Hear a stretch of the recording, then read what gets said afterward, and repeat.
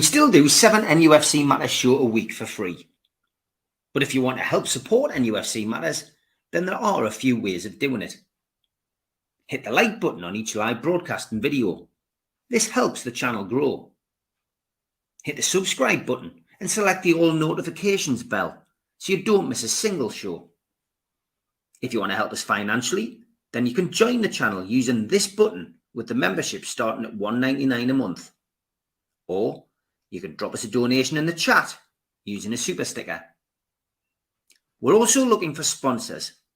If you'd like your brand advertised on the flyers for the show and featured during the ad break, then email John at nufcmatters.com to arrange today.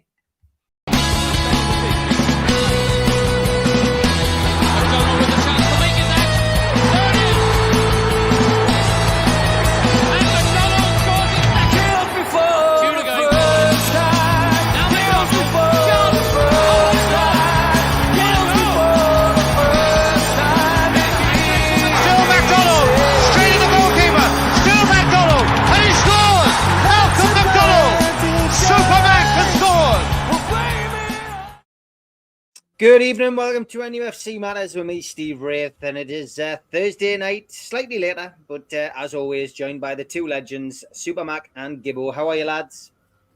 All right. You take me past my bedtime, Steve. I'm sorry, but here we are. We can do it, I'm sure, lads. And as always, here we've got plenty to talk about with regards to Newcastle United.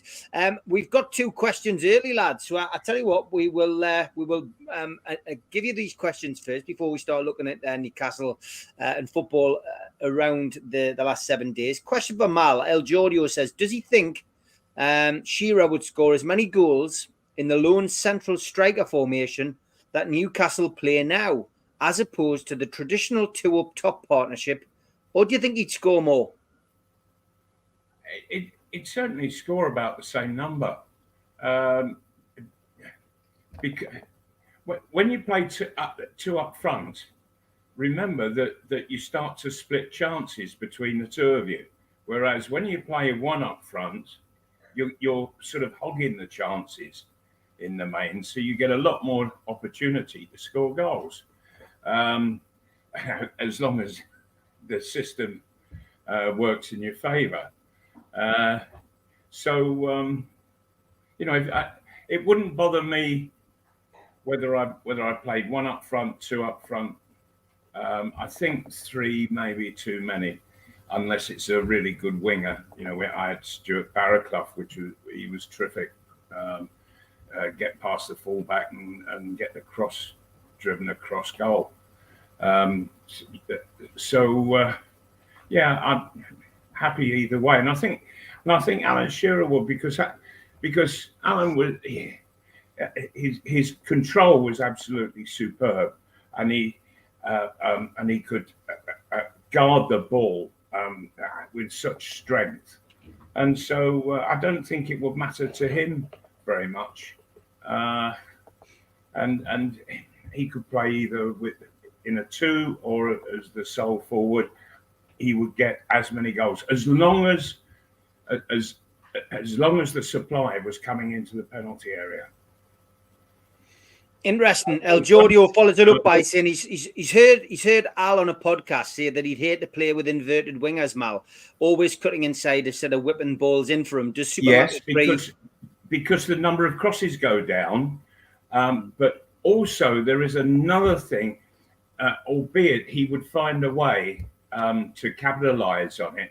And if you notice that the defences drop right back now, almost onto the goalkeeper's toes, and the ball will go out, and they don't push right out as it used to happen back in the 70s.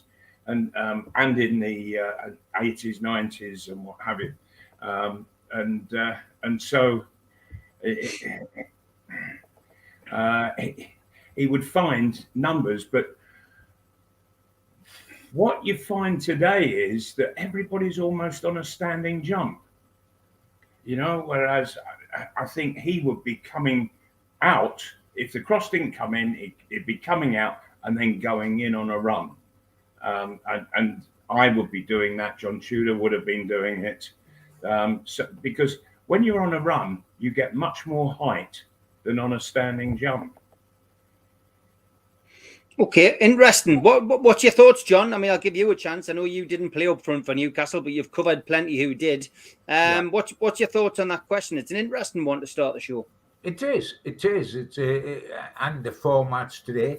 I mean, I tend to be the same as Malcolm. I believe that, you know, if you've got a quality always gets to the top. People think that things change and you would score half as many goals and twice as many goals. And loads of people say, you know, Jackie Milburn wouldn't be able to play today because the game's faster and this. That's a load of nonsense, because with training and everything else, dear me, he was so quick, Jackie. He could fit but I into mean, any pace of game. Even players who weren't that quick, Malcolm, with the extra training that there is now to what if you're a quality footballer, it doesn't matter whether you played in 1910 or 2010, you would still be a quality footballer, because you were just with the extra training there that came around.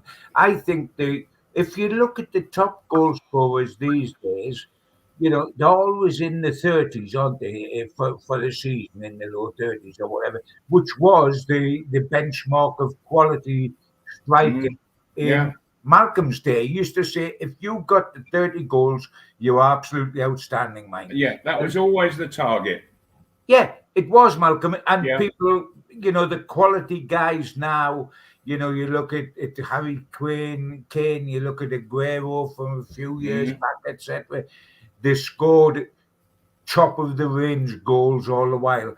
What you're looking at now, maybe in those days you had two out and out strikers, but you lacked one winger on one side for the numbers. Now, although that you're saying you've got one striker through the middle, the two guys that make up the front three, who are wingers, have got to be goal scorers themselves these days.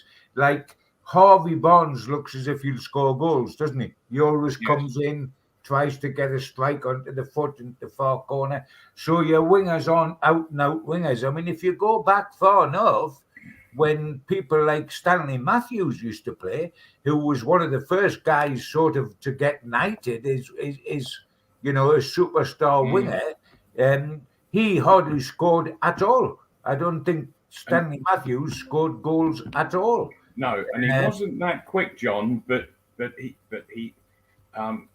had a great manoeuvrability to get past the fullback, didn't he? He would, the way in which he would drop a shoulder. Yes. And then as soon as he got beyond that fullback, boom, he knocked the cross in. So oh dear me, I'm trying to think of the centre forward in his day.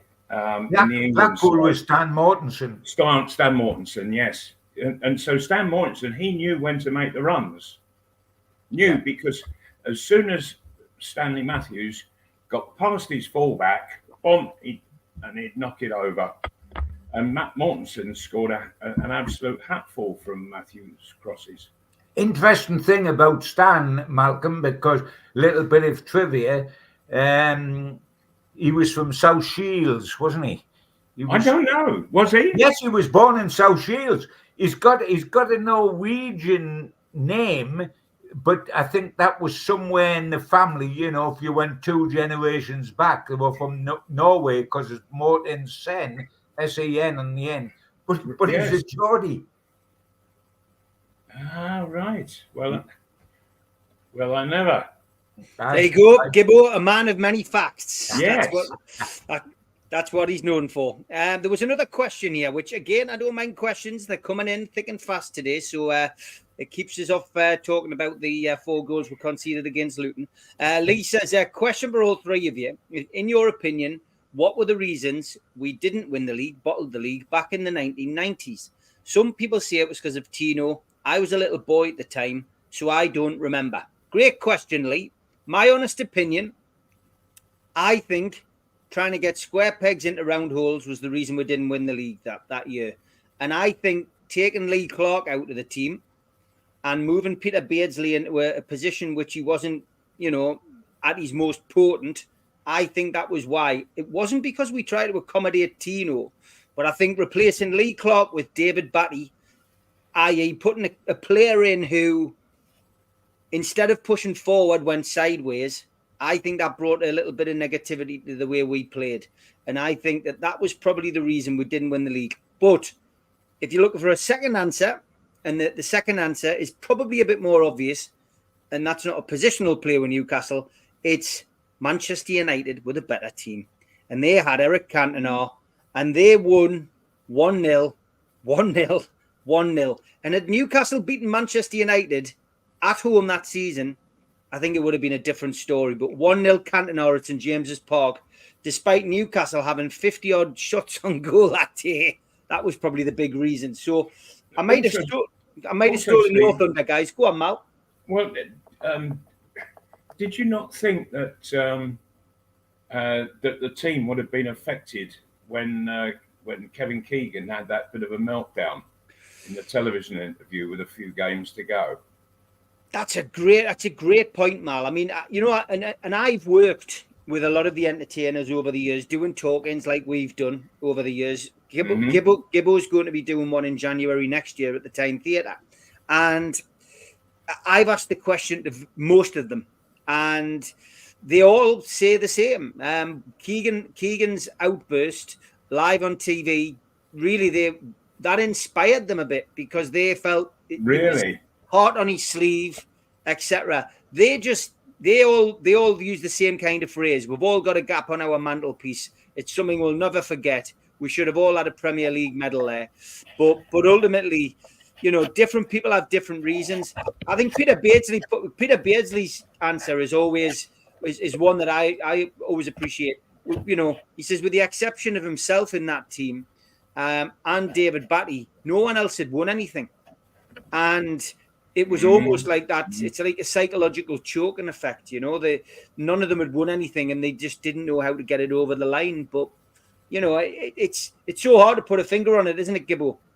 Yeah, without a doubt, it's very, very hard. It's a lot of things.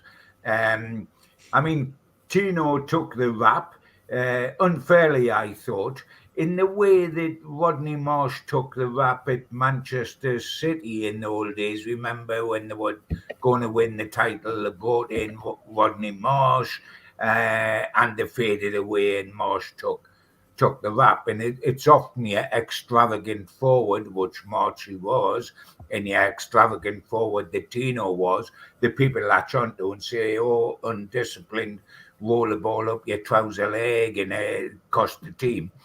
So often. And I mean, I don't think it was Tino.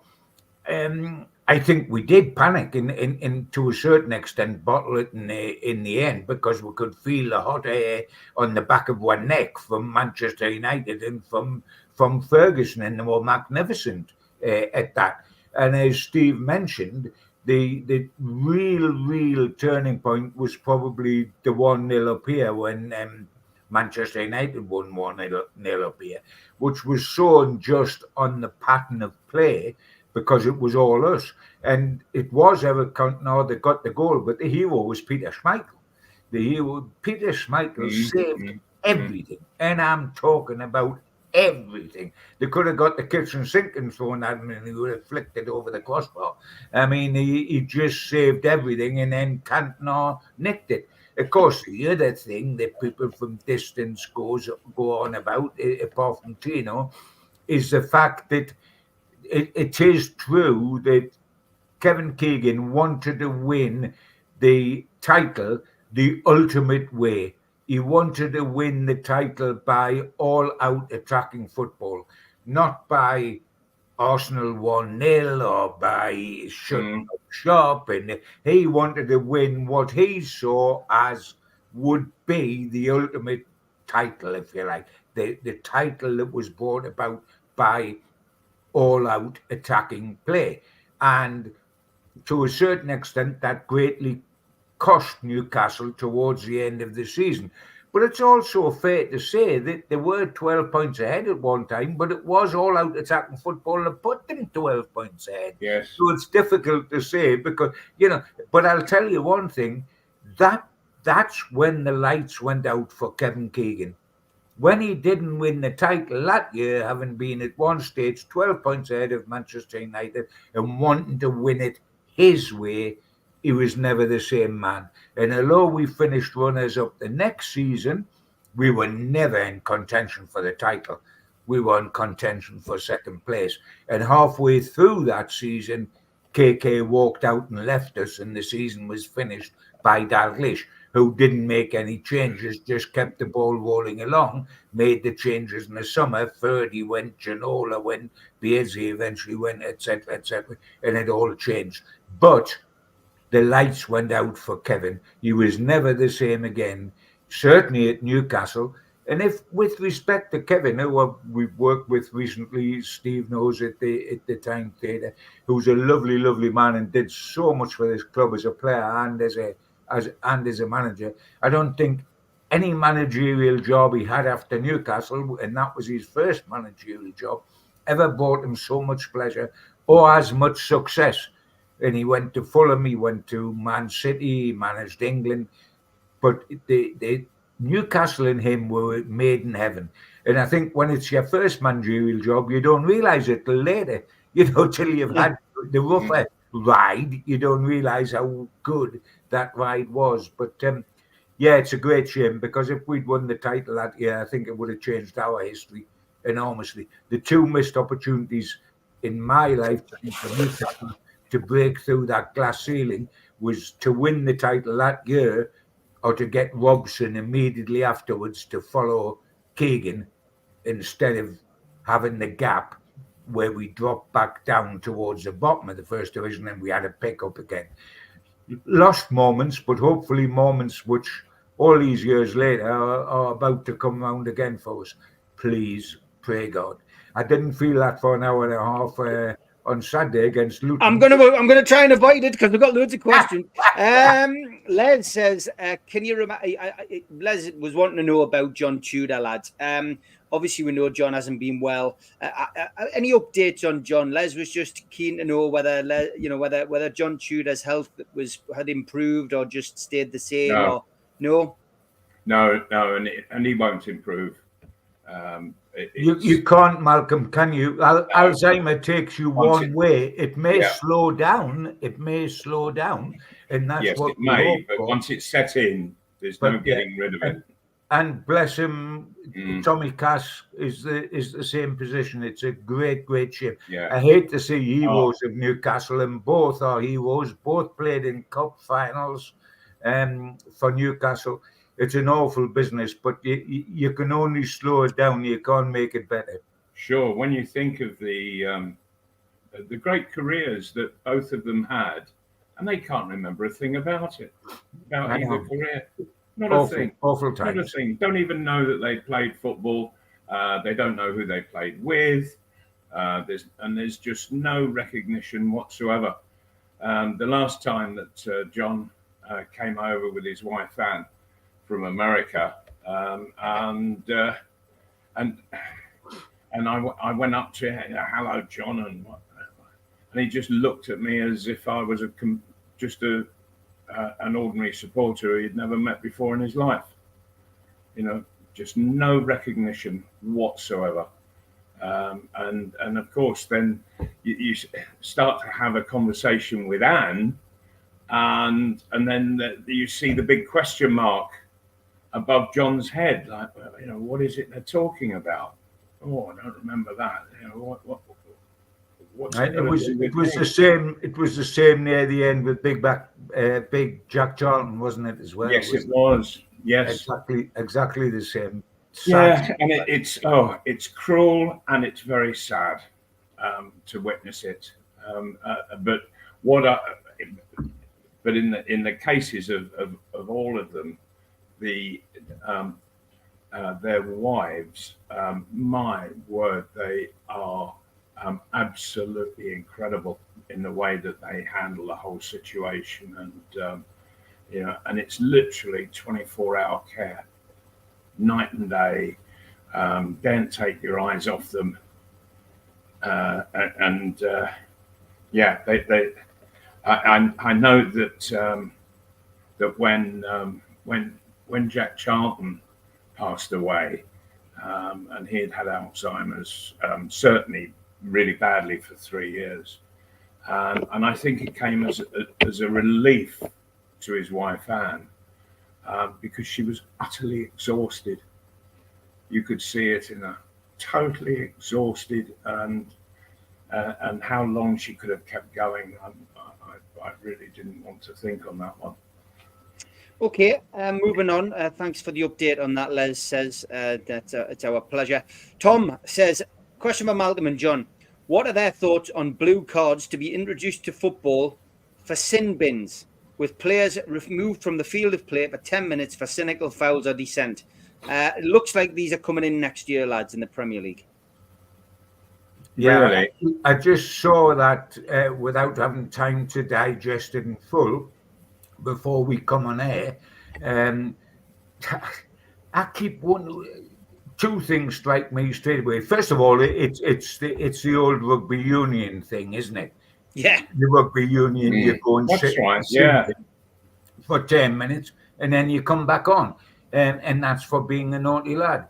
Okay, I can see some mileage in that, but why do we keep wanting to tinker with the rules? I mean, the rules have been there for 130 years. And you know why, John? I'll answer that. Because the current rules, they have been there for much longer than a century, and they still can't get them right to this day. So they keep changing them to confuse all of us. I'm sure of it, and for us not to notice how they cannot make the rule book work, and they keep changing every season. As it starts, you face new rules, and they just keep tinkering and tinkering and tinkering. And it's not the rules that are wrong; it's them. It's them that keep tinkering. They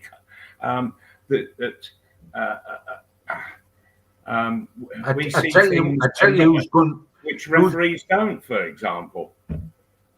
I tell you what, who's going to be right trouble, and a lot of centre forwards will pretend this. It's the colourblind centre forward. I mean, how does he go to the sin bin? He doesn't know what's been waved at him. Like, I mean, there's so many cards now. It's like how does he know what shirt to pass to, John? Is that? How do they know what shirt to pass to if they're colourblind? I tell you what, there's a lot of them that are goal blind, Malcolm. They can't see where the goal is. Is that why they joined Newcastle? Because they've got stripes on.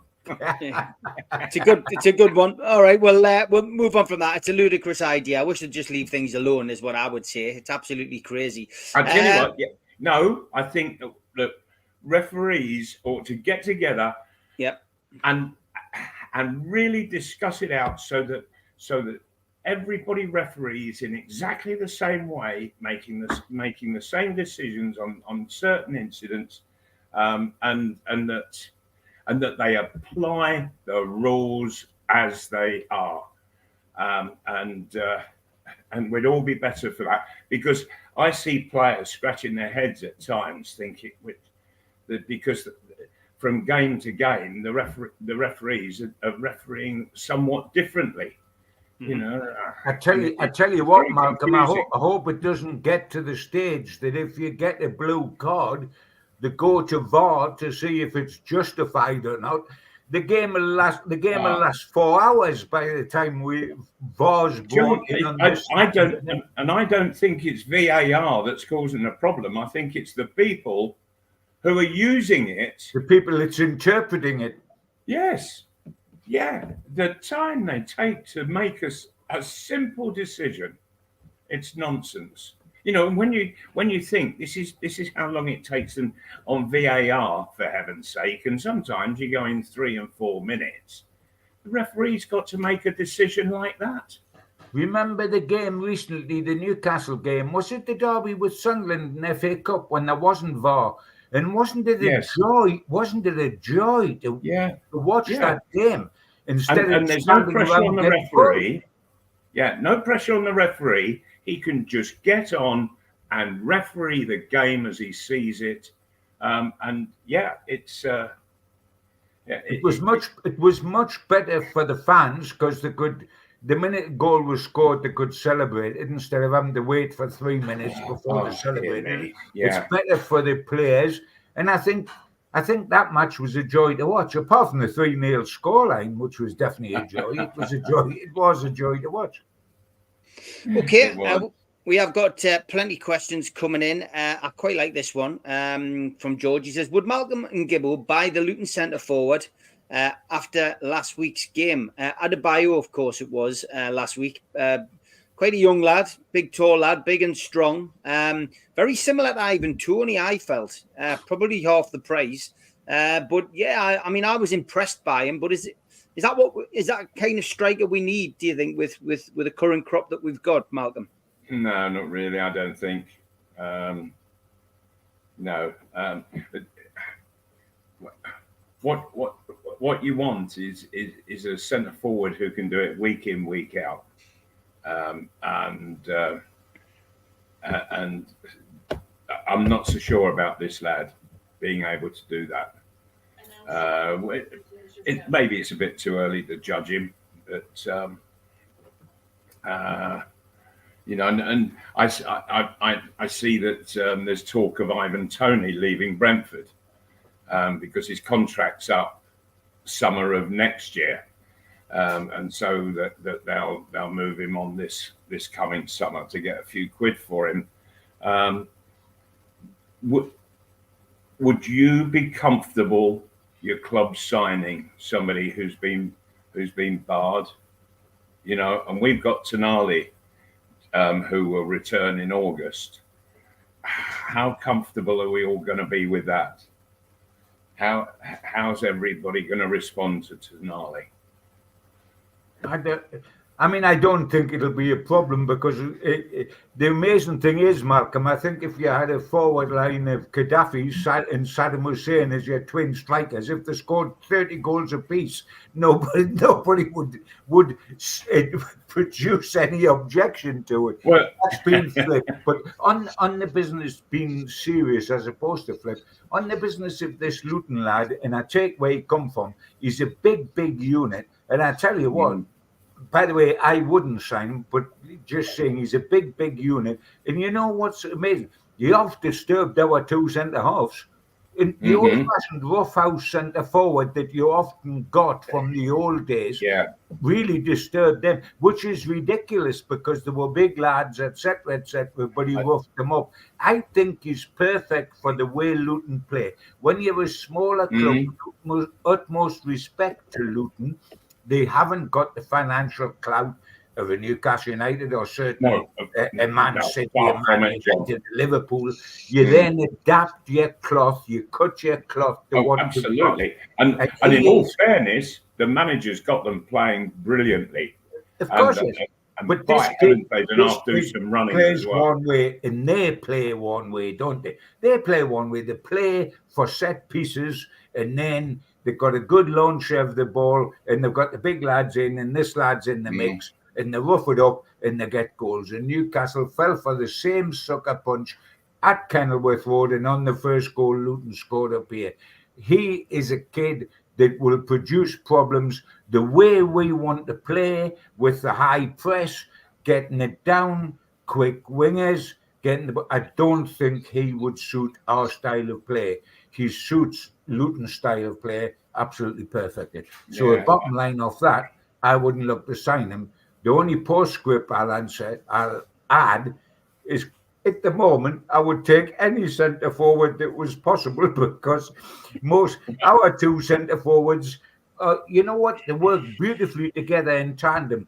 because one gets injured and the other comes back, and then the other gets injured and he comes back. So, I mean, we just lose these acting, and then all of a sudden Wilson pops up like a jack in the box from the physiotherapist table and runs around like a little linty at centre forward, and we all go, whew, what's a relief? I mean, might they collide with each other again and start playing together, or the opposite's going to happen, you know? One's going to be injured and then the other's going to be out for 6 weeks. And what do we do then? I mean, this is a major problem, being serious for one moment, that must be addressed in the summer. We cannot allow this to continue. It is an absolute nonsense. But if we go forward, when we go forward, because we must, I don't think I would take the Luton lad, no. Okay, halfway through the show, time for the ads. A big thanks to all our sponsors: Skips and Bins, telephone 0800 25 45 25 3, email inquiries at skipsandbins.com, website skipsandbins.com, easy contract free and pay-as-you-go waste collection. Thanks again to Mr. Vicky's Sauces, handmade in Cumbria. If you'd like to order some, then give them a call on 01768 210 102. Go to the website mrvickys.co.uk or drop them an email, info@mrvickys.co.uk. A big thanks to United Group Travel. They're a family firm based in Morpeth with pickups throughout the northeast. No strangers on our tours, just people you haven't met yet. They've got a presence on Facebook and a website, unitedgrouptravel.com. If you want to make a booking, give them a call on 01670 632 460 or mobiles 0791 666 4174 0795 71 41654. Thanks to Darren Baldwin Funerals, independent funeral directors. Let us look after you in your time of need. They're based on Old Durham Road in Gateshead, and you can contact them at their website, darrenbaldwinfunerals.co.uk. Email darren@darrenbaldwinfunerals.co.uk or give them a call, 0191 478 2730. A big thanks to Media Arts for all the help with the technical side of things. And a big thanks to New Workwear. You can find them at newworkwear.com. If you want to help the channel, hit the thumb up to subscribe, hit the subscribe button, and share to your other social media. You can also pay a one-off fee of £25 to get a scarf, a cup, a pen, and a membership card. Go to the website, nufcmatters.com, and click membership, or put your smartphone over this QR code. We also support the food bank on this channel. If you want to make some donations virtually, go to nufcfansfoodbank.co.uk and make a donation today. We're also a podcast on Spotify, iTunes, and other podcast providers. Just search NUFC Matters.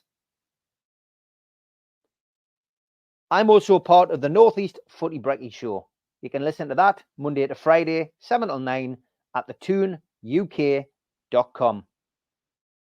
Okay, welcome back to NUFC Matters. And as always, Gibbo and Supermac here on a Thursday. And we've got a couple more questions before we start, I guess, looking ahead to this weekend's game. And question, who should we take this way? Let's go for this one. Jasmine Black. Next year is the 50th anniversary of Supermac's achievement of being the only man to have scored 5 goals in England. Will you be celebrating, Malcolm, in some way, shape or form? I doubt it, to be honest. Has anybody come near to it? I don't think so. No, you've had a couple of nervous moments, I remember. Well, yeah, actually, the record really is post-war. Yes, it's an England scoring record, but overall, I was the second. I was the second man to score 5 for England, but I was the first to do it at Wembley. It was oh dear, it was an England international who scored 5 at Windsor Park. Hall. Guy called Hall. I Hall, can't remember his yeah, Christian that's name, it. but it was Hall. Yeah, that's him. He scored it. It was 1938, I think, just before the war. But nobody had done it at Wembley, so and I suppose it'll stand for all time at the first Wembley Stadium. Yes, it will, and it'll stand until Chris Wood scores 6 for England at Wembley.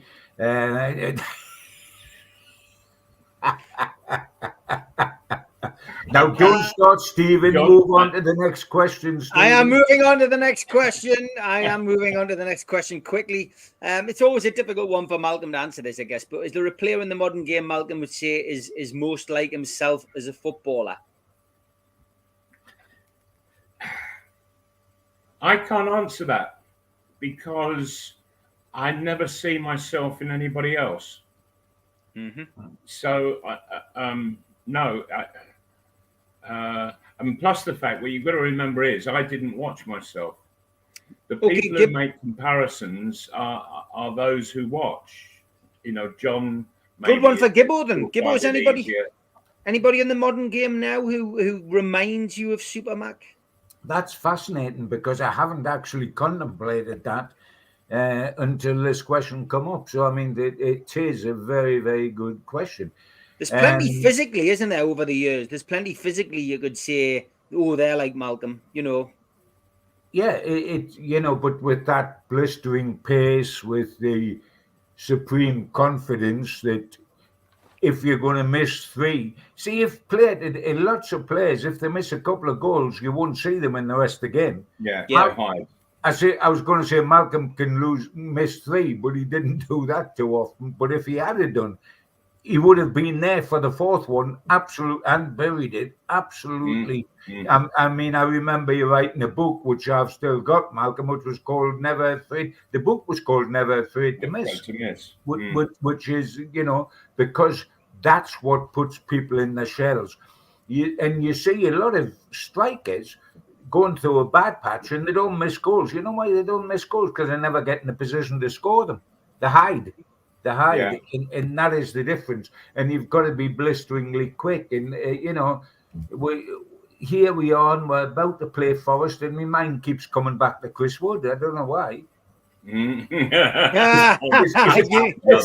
a comparison, and my mind keeps just drifting back to Chris Wood for some reason. There was a bit of a lesson that I learnt in my latter season at Luton, and it was, we were playing down at Brighton and we were leading 2-1, and with about 2 or 3 minutes to go, I was through and I hit this shot, and honestly, it had bobbled on the pitch a bit, and I just got completely underneath it, and it literally went way over the bar, went way over the stand roof.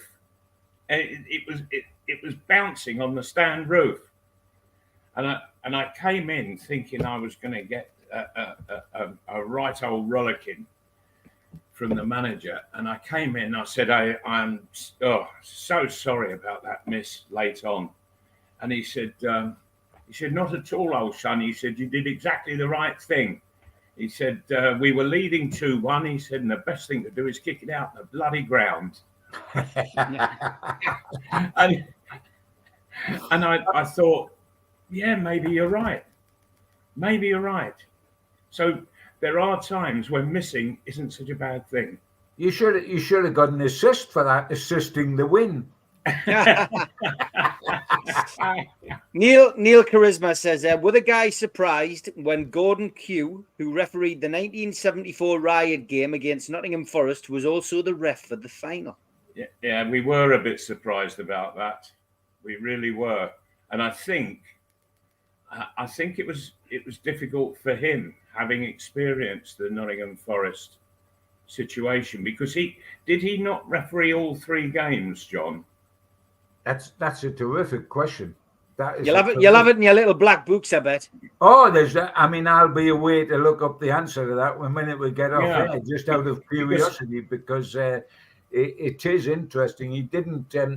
he didn't do Newcastle a lot of favours in the first game, and you know, famously, who did he send off again? Was it Paddy Howard? Paddy Howard wasn't it? Yeah, Paddy Howard. He sent off. Yeah. Yeah,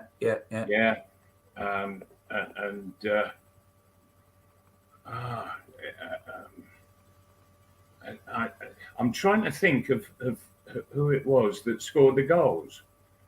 Who scored the goals for us that day? Yeah, because it was amazing. Because we got 4 and you didn't score. Tudor scored, Moncur scored, McDermott scored a penalty. Yes. I'm thinking who the other one was. Yeah. It was McDermott, Tudor, Moncur, somebody else, but it wasn't McDonald, which was quite surprising. Because you scored in every round right away to Wembley that year, Malcolm, because we had a replay twice, as you remember, and that's right. We won 1-0 in the third game, and you got the goal at Everton. Sure, and this was one of the most farcical decisions that the FA, I think, have ever made, because I think quite rightly they said, right, the first match is not going to count, and they sort of just literally cancelled it out and said, right, it's got to be played as a home tie, but you're barred now from playing at St James Park. And so it was decided that we'd play at Everton, of all places, Goodison Park. So we played there, and it was a 0-0 draw. And we had to then, we expected to go down to Nottingham and play at the City Ground, because it was their turn then for the home game, because it was the replay.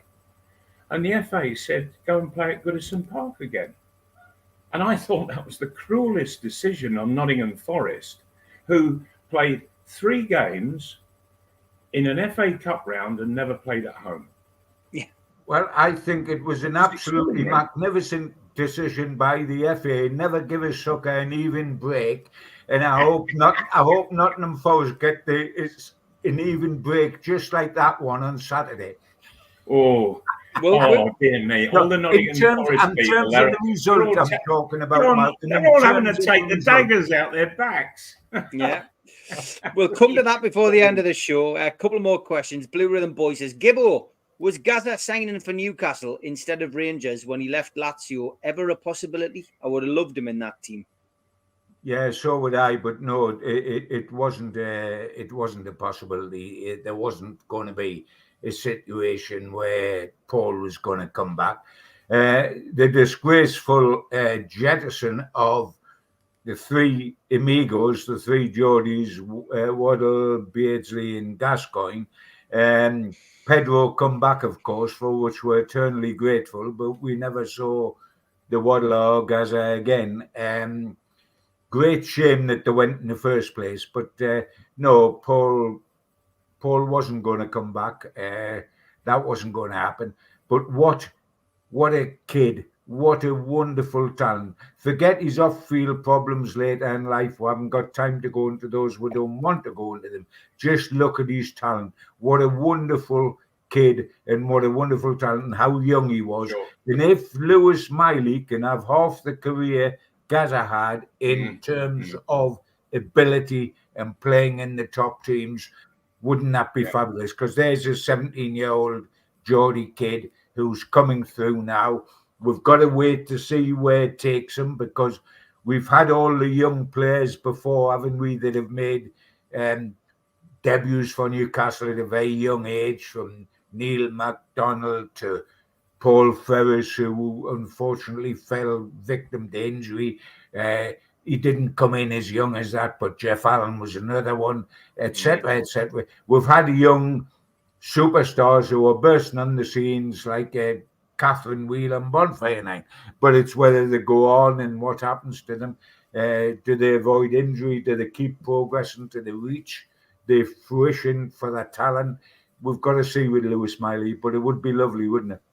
Yeah, it certainly would. And in all honesty, I think that one of the wonders of what Gaza achieved is that he did it coming from such a dysfunctional family. He did it what, Malcolm? He did it despite coming from such a dysfunctional family. Yeah, came from a tough area as well, you know. But he rose. Yes, he rose through the ranks. He rose through the ranks, and his talent got him there. Yes, and it's sometimes very difficult to get out of that out of that situation that you're in. And he did it, and he did it brilliantly. And what a career he had. And he maintained a most wonderful humour through it all, didn't he? Yeah, he was a wonderful, wonderful talent. And I do think there's 1% that is a huge shame with Paul, and it's not what you might think I'm going to say. It's the injury he had at Spurs just before he went to Lazio, because that took a yard off him. That deprived him of a little bit. He would have been, in my humble opinion, up there with the Ronaldos and the Messis and the Cruyffs and the Maradona. He could have been that good. But that injury come along at Spurs. He went to Lazio. It took him an age at Lazio to get fit again. He was still the wonderful talent he was. We still saw what happened in Euro 90 with a flick against Scotland and sticking it in. But what he might have been without that injury is frightening, literally frightening. Injuries can finish careers, like it finished Malcolm's career before he was 30, but sometimes it doesn't finish careers, but it holds them back. Yes. The player's not quite as good as he was. He's able to continue, and etc., etc. But you think this guy could have hit the moon. But for that injury, and that did take something out of him, no question. Okay, trying to pick as many as we can before we get to look ahead to the game at the weekend. Does Malcolm think strikers' instincts are being coached out of players these days? It's not being coached out, but is it being coached in? And that's vitally important. And a lot of coaches, particularly those who have been defenders, I don't think that they fully understand what instinct is, particularly instinct in front of goal. And so I was very fortunate at Luton, where I was sort of formulating that style of play that I had, because the coach there, the manager had been an attacking midfield player, the coach had been a left winger, and so they were very much they were very conscious of the importance of scoring goals and learning how to achieve that. And so they worked with me an awful lot, both of them, and it was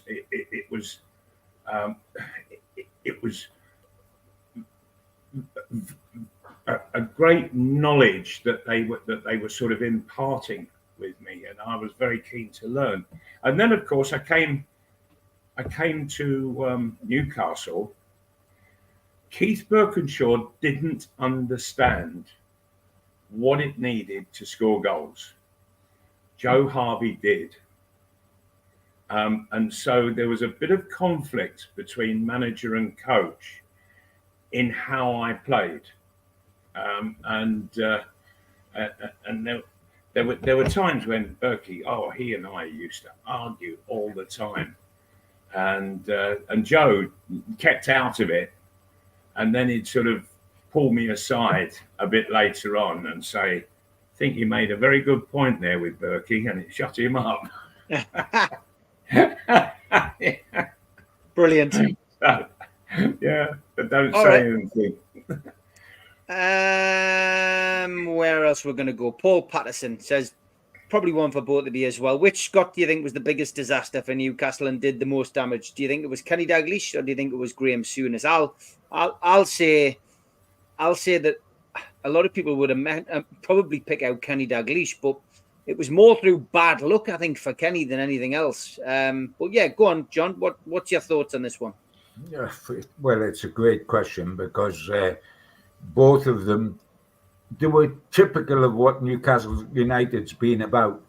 As an out-and-out Geordie, I'm saying I want Newcastle to have world-class people. And you have I'll give you an example. We had Dalglish, we had Souness, we had Ozzy Ardiles, we had a succession of world-class football people. Unfortunately, they were world-class at playing, and we had them as managers, not as players.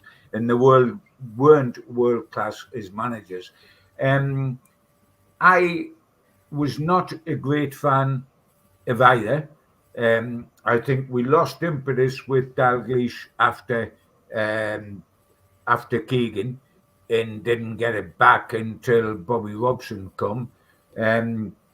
Souness, bless him, wanted to fight everybody. I mean, his answer was to try to knock out Craig Bellamy, and I mean, I can understand to a certain extent how that can happen because it was John. The queue for that one was very, very long, you know. It was, but he elbowed his way to the front of it, I think. But it was.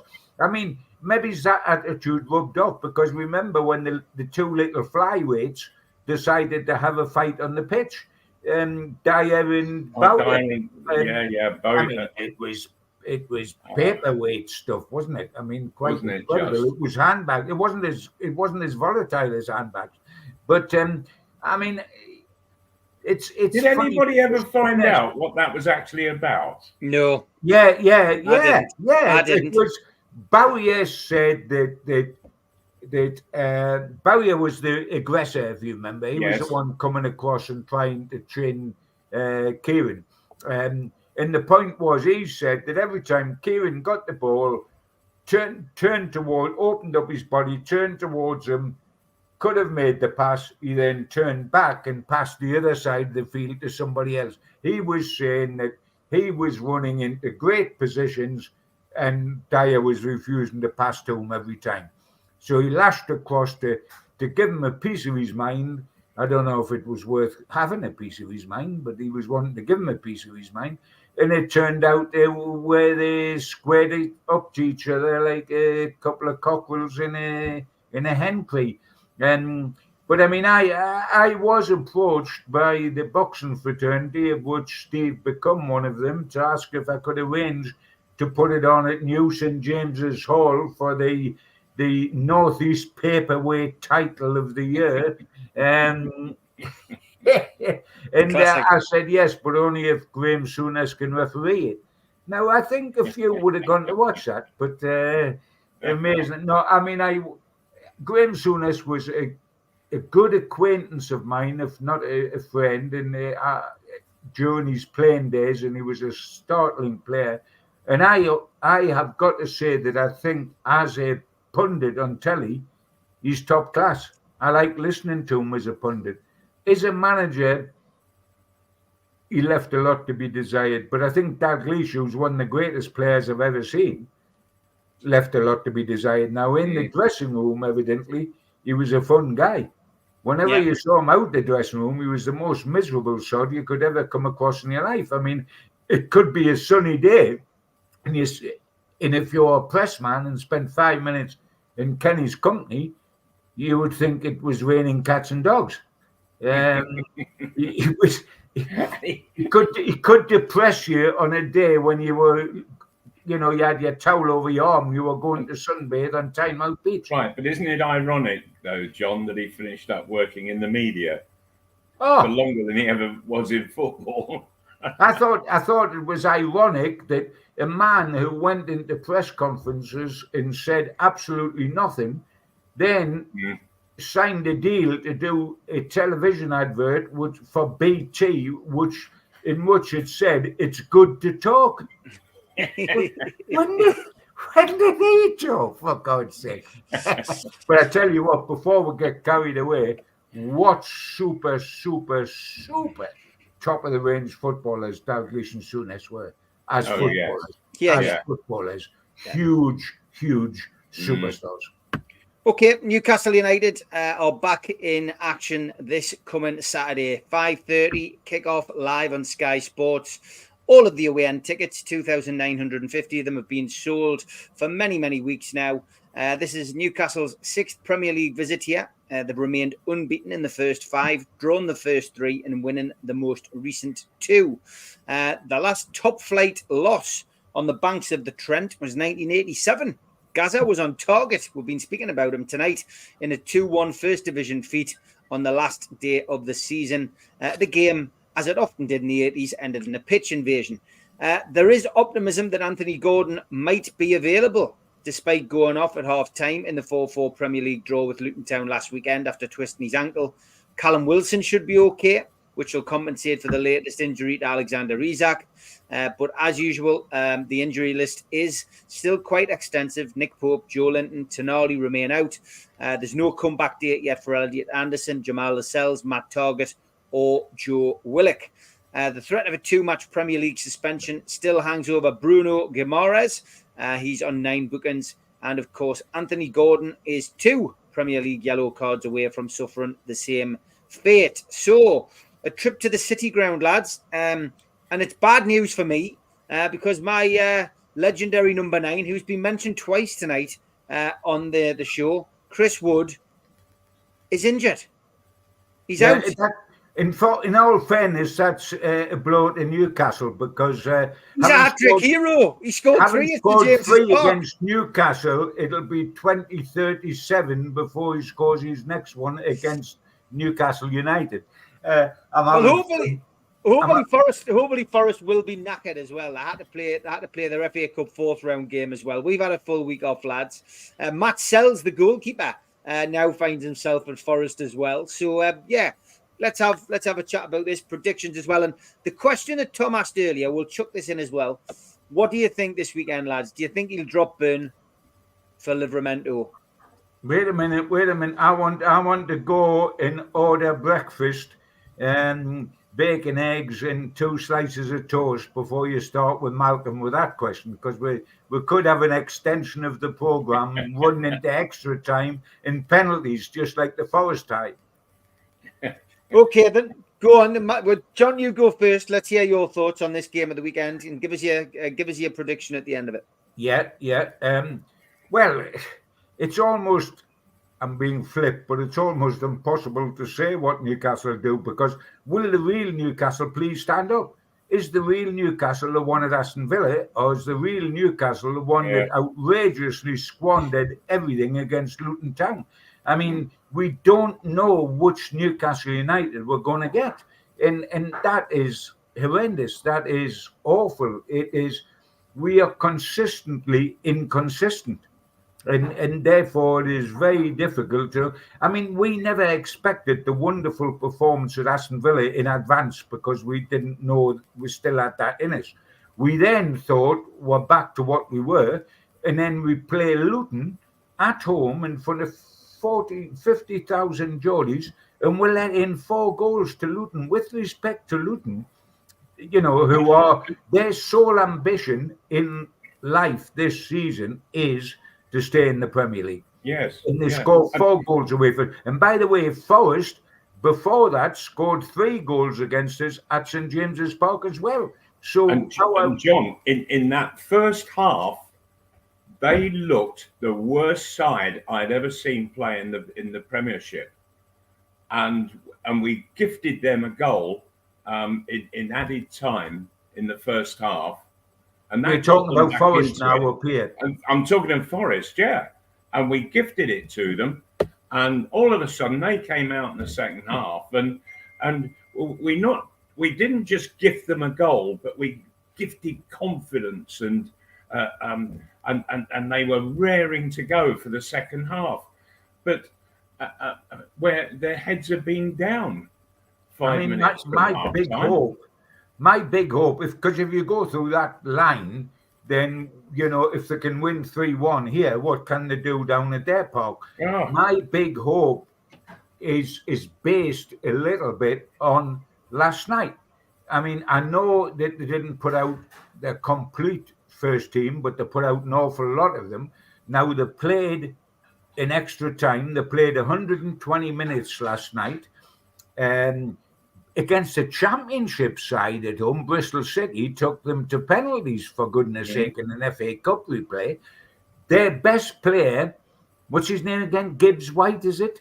Yeah. Yes. The midfield lad, Gibbs White. Their best player got crocked last night, but they'd already used all their subs, so he had to stay on, and he actually scored a penalty when he stayed on, but that's one kick. But he got crocked and was indicating to the bench that he should come off, but he couldn't come off because he'd used all their subs. So is he going to be fit for the weekend? The Argentinian fullback did come off, injured during the game. Will he be fit? Chris Wood is not going to be fit. The three guys that they sent to the African Cup of Nations on the same night, they won, so they're playing in the final on Sunday out in Africa, and so that they can't play for them. And I'm hoping that all the bad luck we've had with all the injuries, etc., they're having their slice at the moment, while we kept our powder dry in midweek, and that gives us a bit of a chance. But, you look at the situation team selection-wise, they can make a change in the back where Livramento plays instead of Byrne, and I pray that he does, because we haven't got a programme long enough to say. Dan is struggling at the moment. He's been exposed big time in the last two games. He was doing well at Villa. Then they brought on Bailey. The two things Dan Byrne can't handle is clever feet and pace. Bailey had clever feet at Villa and Dunham, and luckily and set up the goal for Ollie Watkins, which looked as if was going to cause a complete Villa revival. Luckily, Eddie Howe saw that, nipped it in the bud, put Livramento on, moved Byrne inside, and played three centre halves. Against Luton, how on earth Eddie picked the slowest player at the club to play against the fastest winger in the Premier League, which was the Luton outside right, I don't know. Yeah. But he gave away a penalty because he just was done on pace terribly.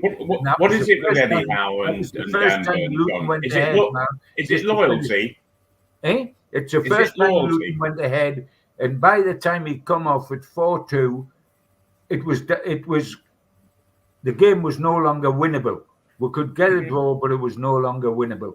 And I mean, for Dan's sake, for Eddie's sake, for the fans' sake, for all our sakes, I hope he takes him out at first. And I mean it for Dan's sake. I mean, he is a centre half playing outside left, playing left back, and I don't want to go into it because we've done it so often that chapter and verse. But I would make one change at the back. I would play Livramento instead of Byrne. Midfield, unfortunately, picks itself. When I say unfortunate, is I don't think they have a natural mix, the three in there. They're good technicians. They're not a natural mix. Joe Linton is missed terribly, even Willicks, and athleticism. It's who's going to play up front. Wilson, is he fit enough to start? Yes. Is he fit enough to finish? Probably not, because he's at one play. Will Gordon play? Will it have to be Almiron and Murphy? Dare we start Barnes, or will he come off the bench again? The only wiggle room seems to be up front. But, I mean, honestly, it could be win, lose, or draw, because we don't know which Newcastle are going to turn up. I mean, Newcastle, incredibly, they're going down there with a record if they're looking for their fourth successive away victory, because they've won at Sunderland and at Fulham in the FA Cup and at Aston Villa. Newcastle aren't consistent enough this season to make it 4 wins out of 4 on the trot. I'm taking a draw. Okay. What about you, Mal? Well, I'll make the point that Newcastle, embarrassingly, in a short period before Christmas, they got beat by Bournemouth, Luton, and then Nottingham Forest at home. And I thought, well, we've got to get our own back, and we didn't against Luton. And it was quite shambolic in that game for Newcastle at times. And that was after taking the lead twice, for heaven's sake. And I just hope that in training and in the dressing room that they've been shook up to that they have to concentrate and for the whole of the 90 minutes and get it right, because it was a shambles at home against Nottingham Forest, complete shambles. And so I hope that they've pulled themselves all together. I have a feeling, John, that he will still play Dan Burn. I think that he's got this loyalty thing about him, and how poor old Livramento is feeling, sitting on the bench watching Dan Burn keep tripping himself up, slipping over, getting taken on by little nippy wingers. Livramento would cope with all of that, and he must be looking across at Eddie Howe saying, when are you going to put me on? When are you going to drop him and put me in the side? And it's one of those situations that can really turn a player, where come the end of the season, knocks on the manager's door and says, get me out of here. I'm not going through another season like that. I should have been playing 20, 25 more games than I have done. And I wouldn't blame him if he does. So, in all honesty, I think Nottingham Forest, that first half, I thought they were absolutely dreadful. I'm going to take Newcastle to go down there and win. And if they don't prove me right, by heavens, you're going to hear some stuff next week on this very programme. I shall be in their ears. By heavens, I will. I tell you what, if Forest win, I'm not going to come on the programme. I'm going to sit and watch it, because A, I won't get a word in edgeways, and B, I'll half enjoy watching it. Lads, great stuff as always. I managed to avoid the 4-4, even though it wasn't a disaster. We don't have to discuss it. So well done, everybody, sending those questions in. Look forward to seeing you guys next Thursday. Take care, lads. Yes, all the best, indeed. lads. Take care, lads. To everybody.